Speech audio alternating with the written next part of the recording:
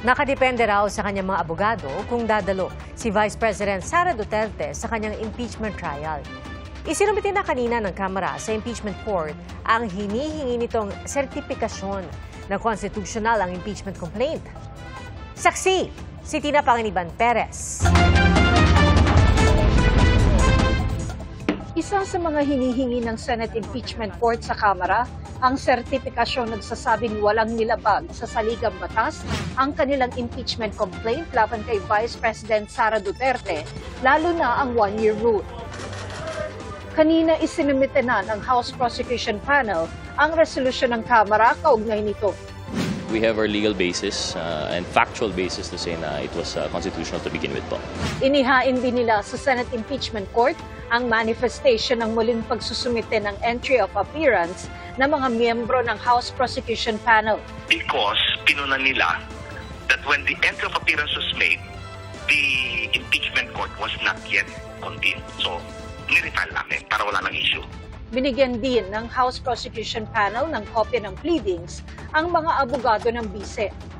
Pero ang impeachment court, wala pa raw magagawang aksyon hanggang hindi nagbubukas ang 20th Congress ayon kay Senate President Chis Escudero.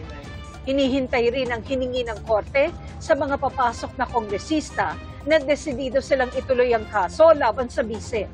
Kailangan din daw pumili ang Kamara ng mga magsisilbing prosecutors. Sa July 28 kami magre-resume pero ceremonial yon para sa sona ng Pangulo. Magsisimula pa lang talaga makapagtrabaho ang Senado at Kamara ng July 29. Pero hindi kami pwede schedule agad hanggat una, wala pa yung prosecutors.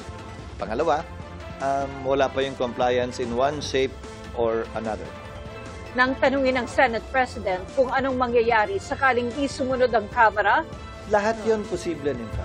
Ayokong pangunahan. Sa tigas ng ulo nila, ayaw nga tumanggap ng pleading, so hindi na ako magugulat kung gagawin mo nila yon.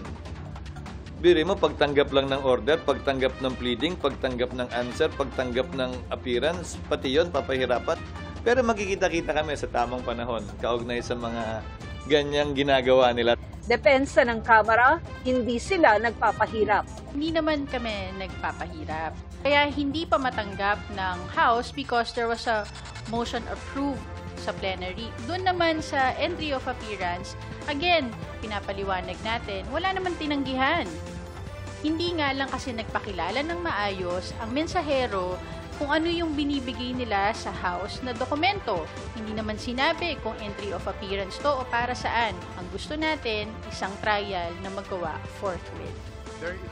Kahit ibinalik ang Articles of Impeachment sa Kamara, nanindigan si Escudero na may jurisdiction pa rin ang Senate Impeachment Court sa impeachment ng bise. Sa sagot kasi ng bise sa summons ng korte, iginiit niyang wala ng jurisdiction ng impeachment court matapos nilang ibinalik ang Articles of Impeachment sa Kamara. I refer you back to the order itself. Pakibasa na lang po yung order dahil nakalagay naman doon, di ba? Return without dismissing nor terminating the case. Even if I am the Senate President bilang tagapangulo ng Senado, hindi ko pwedeng dagdagan o bawasan pa yung pinagbotohang order ng Senado. Hindi pa naman malinaw kung dadalo si Vice President Duterte kapag nagsimula na ang impeachment trial.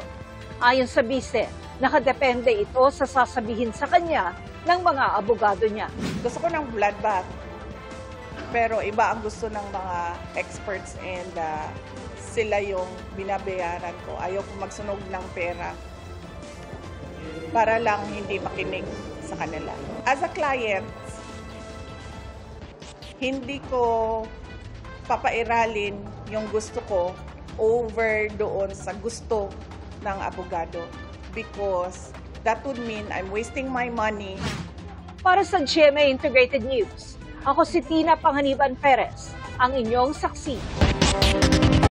Mga kapuso, maging una sa saksi. Mag-subscribe sa GMA Integrated News sa YouTube para sa iba't ibang balita.